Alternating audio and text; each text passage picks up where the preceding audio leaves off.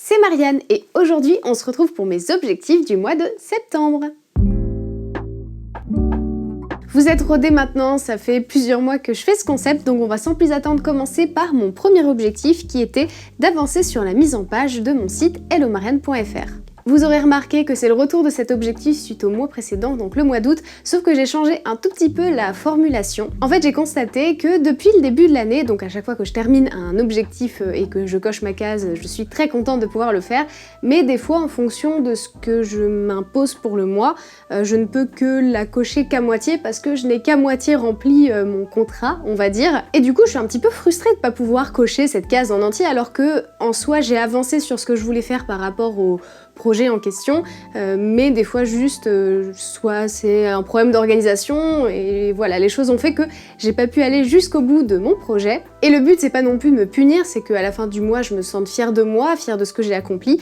Et pour pallier ce problème, je me suis dit que j'allais changer un petit peu la formulation du coup de cet objectif-là. Et donc plutôt que de dire qu'il faut que je termine absolument mon site pour la fin du mois, je mets qu'il faut que j'avance dessus. Donc comme ça ne me met pas une deadline un petit peu trop méchante si je puis dire, mais juste le petit coup de boost nécessaire pour dire qu'il faut que j'avance sur cette chose-là. Ce qui fait que j'ai réussi mon objectif, j'ai bien avancé sur mon site et je commence à être vraiment très contente du rendu final. En agençant, forcément, je me suis rendu compte qu'il y avait des petits trucs qui allaient pas, mais qui demandent un petit peu plus de boulot et qui font d'ailleurs partie de mes objectifs du mois prochain, à savoir retoucher notamment certaines photos parce que en termes de colorimétrie, de certains groupes de photos en fait avec d'autres groupes de photos que j'ai prises plus récemment, j'ai pas travaillé les objets de la même manière et du coup il faudrait que j'en recouse de nouveau et que je reprenne de nouvelles photos avec mon nouvel appareil pour que ce soit cohérent dans l'ensemble. Mais en tout cas pour ce qui est de ma page d'accueil, je pense qu'elle est terminée, je vais peut-être retoucher à 2-3 petits trucs mais voilà, j'en suis quand même très contente aujourd'hui et j'ai bien pu avancer dessus, donc je suis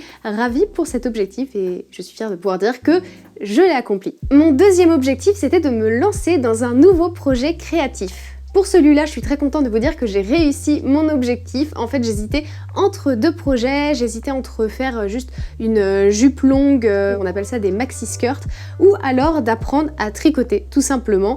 Et en fait, vous avez le projet fini devant vous, c'est le petit pull que je porte. C'est vraiment un projet qui m'a pris un petit peu de temps par-ci par-là tout au long du mois et je voulais vraiment le terminer avant la fin du mois de septembre parce que comme vous le voyez, c'est un pull qui est au ton plutôt chaud et qui font plutôt penser à des couleurs un petit peu automnales, donc voilà, je voulais pouvoir le porter pour cette saison. En fait, pas très longtemps après avoir déterminé mes objectifs du mois de septembre, il y a le site Maï qui a mis en ligne le pattern pour pouvoir justement faire ce petit pull rayé et qui était accessible aux débutants, donc je me suis dit que c'était un signe et qu'il me fallait que voilà, je me lance dans ce projet-là. J'ai essayé au début en fait de chercher d'ailleurs d'autres matériaux, de travailler du textile plutôt végétal parce qu'on fait des genres de laine de chanvre, des pelotes aussi de coton, mais ça se travaille pas de la même manière et pour les débutants apparemment c'est un petit peu plus compliqué à travailler, donc je voulais pas non plus me mettre trop de bâtons dans les roues pour ce premier projet et je suis tombée sur donc le site de Wool and the Gang. Il faut faire un peu confiance aussi forcément, mais si on se réfère à ce qu'ils disent sur leur site, les moutons de chez eux sont heureux. Et en plus de ça, ils proposent certaines pelotes en laine recyclée.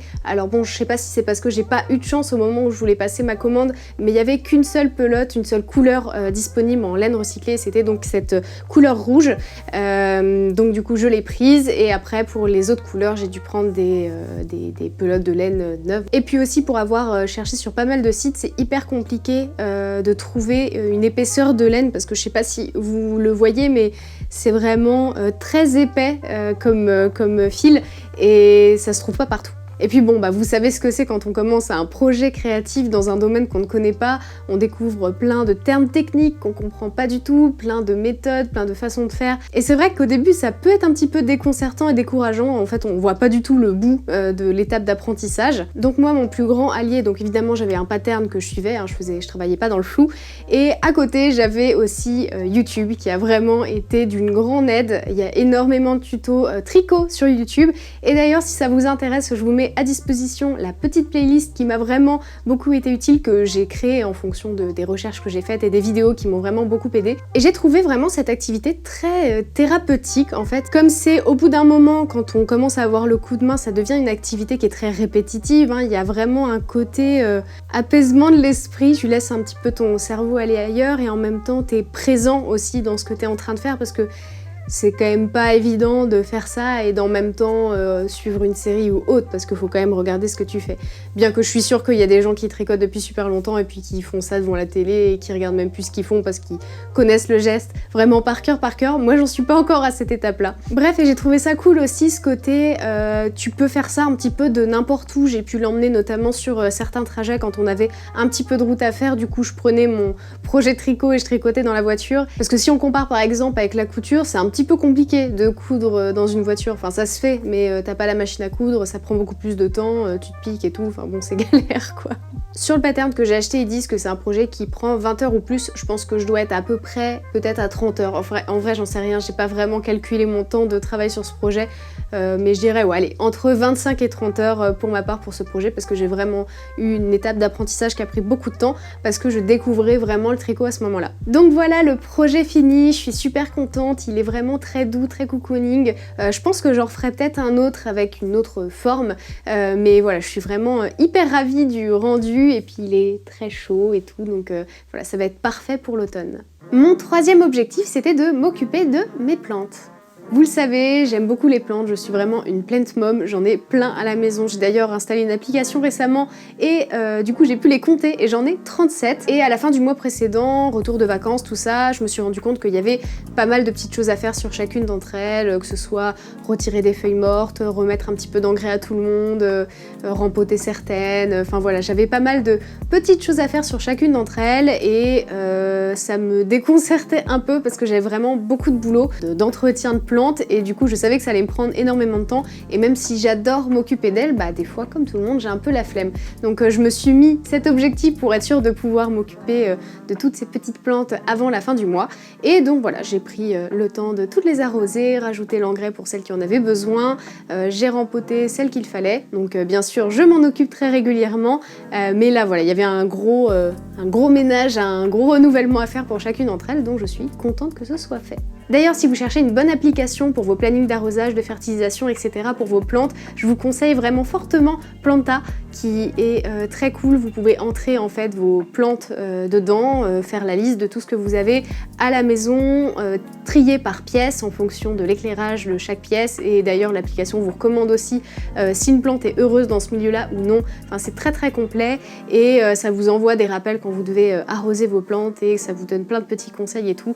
Donc voilà, je trouve que l'application est très cool et très complète et assez design, donc ça fait toujours plaisir. Et enfin, mon dernier objectif, c'était de donner ou de vendre tout ce qui ne me sert plus.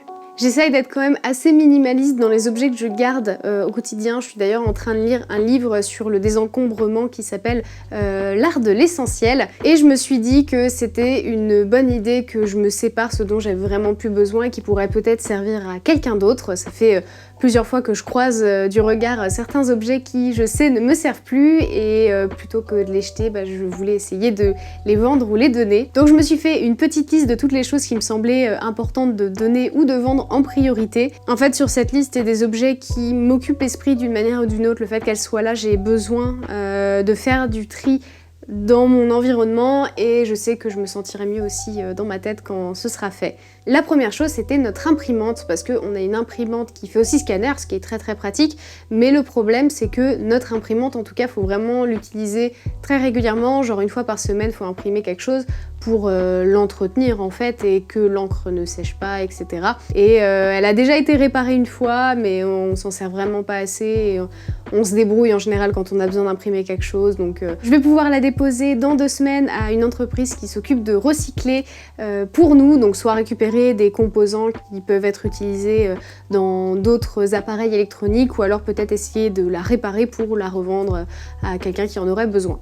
Ensuite, on s'était aussi dit qu'on allait séparer de notre Rincon et du jeu Ring Fit Adventure qui nous a bien servi pendant le premier confinement notamment, et en discutant avec des amis, on a convenu qu'on allait leur prêter le temps que ça leur serve et peut-être qu'après on le revendra, on verra, mais voilà, pour le coup on a trouvé des nouveaux propriétaires pour ce jeu. Ensuite, j'ai pas mal de livres aussi qui ne me servent plus, que je ne compte pas relire ou voilà, que je n'ai pas forcément envie d'avoir dans ma bibliothèque parce qu'ils pourraient profiter à d'autres personnes. Alors déjà, j'ai demandé à la médiathèque qui est à côté de là où j'habite s'ils voulaient les récupérer éventuellement, mais je sais pas, j'ai envoyé un mail.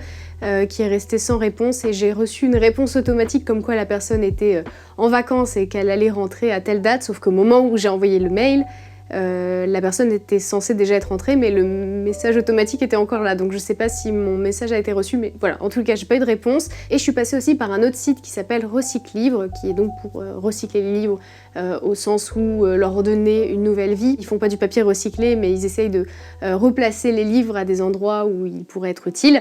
Et sauf qu'il y a beaucoup de livres qui ne prennent pas, et j'ai l'impression que dans ce que j'ai à proposer, il y a beaucoup de choses qui ne seront pas acceptées. Je leur ai envoyé une liste pour savoir si y a des choses qui ne prenaient pas, et ils m'ont juste répondu la réponse standard en listant vraiment ce qui ne prennent pas de manière globale, genre les encyclopédies, etc. Sauf qu'il y a des livres, j'arrive pas vraiment à les classer et je sais pas dans quoi ils vont. C'est pour ça que j'avais envoyé une liste, mais ils m'ont pas répondu spécifiquement, donc du coup je ne sais pas trop quoi faire. Je suis toujours un peu indécise par rapport à ce que je dois faire avec ces livres. Donc d'ailleurs, si vous avez des idées de ce que je pourrais en faire, un endroit où les déposer, je cherche pas forcément à gagner de l'argent avec ça, juste les remettre à disposition à des personnes qui pourraient en avoir besoin. Donc voilà, si vous avez déjà eu ce problème et que vous avez eu à redonner des livres, je veux bien savoir comment vous avez fait. Et il y avait aussi d'autres choses que je voulais pour le coup revendre, donc il y avait notamment un petit pack que j'ai fait à base de mon Canon 60D qui est mon ancien appareil photo que je n'utilise plus du coup. J'avais aussi 3 jeux de société dont je voulais me séparer et que j'ai réussi à revendre moitié le bon coin, moitié Vinted, donc je suis très contente. J'avais aussi un Deckscape que je voulais échanger, je sais pas si vous savez, mais en général les jeux d'escape game comme ça se fait qu'une seule fois. En général on peut trouver sur internet des personnes qui veulent échanger une version contre une autre version, donc voilà, j'ai essayé de trouver quelqu'un qui voulait bien échanger le mien, pour l'instant j'ai pas encore trouvé. Et enfin la dernière chose aussi, c'était de revendre mon vélo pliable. En fait j'ai récupéré le vélo de ma mamie et là récemment justement je me suis motivée pour le pimper un peu. J'ai rajouté des garde-boue, un petit panier devant, une béquille, enfin voilà, j'ai le pack complet pour pouvoir circuler avec librement, et je voulais pas garder mon vélo pliable parce qu'il n'y a pas vraiment de vitesse dessus, donc pour la pratique que j'en ai c'est pas forcément adapté. En fait avant je l'utilisais parce que j'allais dans les transports avec et ça prend quand même vachement moins de place qu'un vélo qui ne se plie pas. En fait le truc c'est que les vélos pliables c'est plus cher. Le vélo de ma grand-mère c'est un vieux vélo qui est pas forcément très recherché, donc parfait pour une circulation dans Paris et sa banlieue, parce que vous savez que les vols de vélo dans le coin c'est assez violent, donc voilà, j'avais pas envie de me faire voler mon autre vélo qui avait un petit peu plus de valeur et je préférais garder un vélo qui avait moins de valeur, et si jamais il est volé, c'est relou, mais tant pis quoi. Alors évidemment j'ai encore, je suis sûre, plein d'objets et plein de choses qui mériteraient de trouver une nouvelle maison, qui sont actuellement dans notre appart et dont on ne se sert pas, mais on peut pas tout faire en même temps, et je suis déjà super contente de la progression que j'ai fait. Je me sens beaucoup mieux dans mon environnement maintenant qu'on s'est séparé de plusieurs choses, donc ça c'est très cool. Donc voilà pour mes objectifs du mois de septembre, j'espère que cette vidéo vous a plu et vous a motivé aussi peut-être pour vous fixer des objectifs à atteindre pour le mois prochain. Si jamais vous en étiez fixé d'ailleurs récemment, je trouve ça toujours très cool d'échanger avec vous à ce sujet et très motivant, donc voilà, n'hésitez pas à venir dans les commentaires et je vous dis à très vite pour une prochaine vidéo.